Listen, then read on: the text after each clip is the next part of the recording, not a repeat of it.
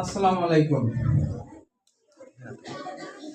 International Islamic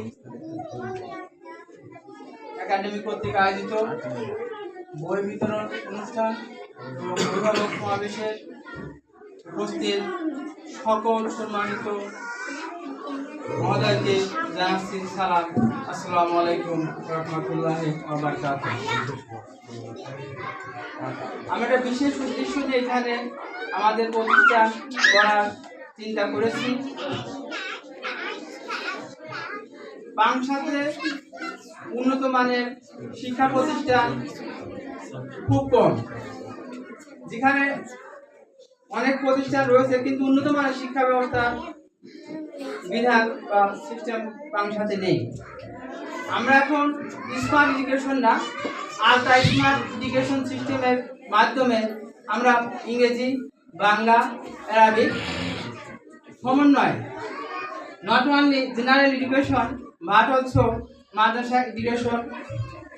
এখানে শুধু school শিক্ষা, সাধারণ শিক্ষা না, আমরা ধর্মীয় শিক্ষা, মাদ্রাসা শিক্ষার মাধ্যমে দেশ ও জাতি যাতে উন্নতি হয়, ধর্মীয় শিক্ষার অনুমতি, ধর্মীয় শিক্ষার মাধ্যমে ইসলাম ও শরিয়া সম্পন্ন যা শিক্ষা আমরা দিতে পারি।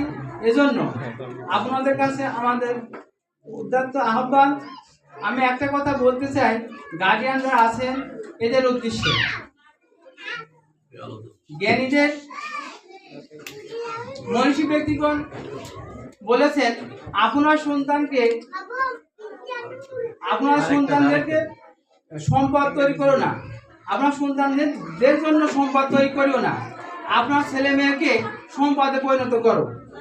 আর এই সম্পদে পরিণত করতে ইন্টারন্যাশনাল ইসলামিক একাডেমি বিশেষভাবে সহায়তা করবে আপনাদের।